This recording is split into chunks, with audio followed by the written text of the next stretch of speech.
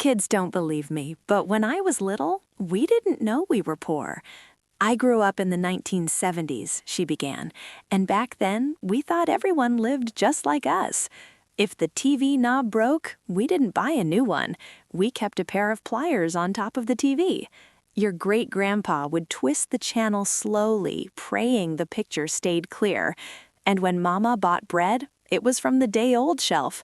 But we didn't care. Toast still tasted warm. Sandwiches still filled our bellies. She chuckled softly. Shoes came from discount stores. We had one good pair for church and one worn-out pair for everything else. When jeans ripped at the knees, Mama sewed patches, sometimes with bright cloth, sometimes with whatever thread she had. We looked like walking quilts, but we were warm. We learned tricks to make life work. If the car wouldn't start, we pushed it down the street. If boots leaked in winter, we wore bread bags inside them. Birthdays came wrapped in newspaper comics, and sometimes dinner was hot dogs on plain white bread because buns cost extra. But you know what?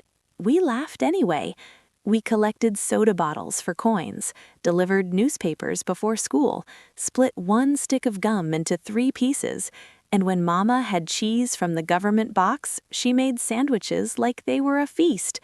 Some things were harder, standing in the free lunch line at school, watching other kids with new bikes while mine had peeling stickers and a torn seat, seeing friends with shiny video games while we played our old Atari. And sometimes kids laughed because we lived in a trailer. That part hurt, but we still came home to a table where Mama said, "Eat everything, food is precious." And we did. You know when I realized we were poor? They shook their heads. When I grew up, she smiled through shining eyes, because when I was little, I didn't feel poor. I felt safe. I felt loved. I felt like my parents were heroes, stretching every dollar so we could eat. We didn't have cable TV. We didn't have new toys. We didn't have fancy clothes. But we had stories. We had laughter. If this story touched your heart, subscribe to Moments We Remember. We had each other. I was 9. My friend Jenny invited me to her birthday party. Her house was big, bigger than any house I'd ever seen. There were balloons everywhere, cake with real frosting roses, and a table full of presents taller than me. I held my tiny gift wrapped in newspaper comics, and for the first time, I felt different. When Jenny opened my present, she smiled politely, but I saw the other girls' gifts.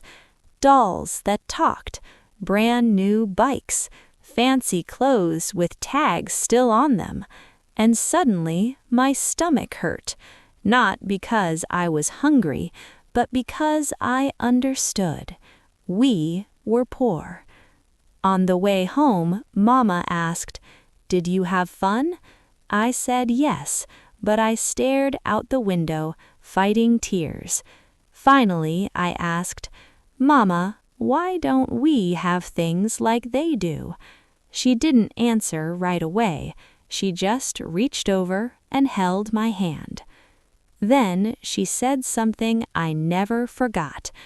"We don't have everything," she said softly, "but we have enough, and we have love." At 9 years old, I didn't understand. I just wished for a new doll. When I grew older, I saw things differently.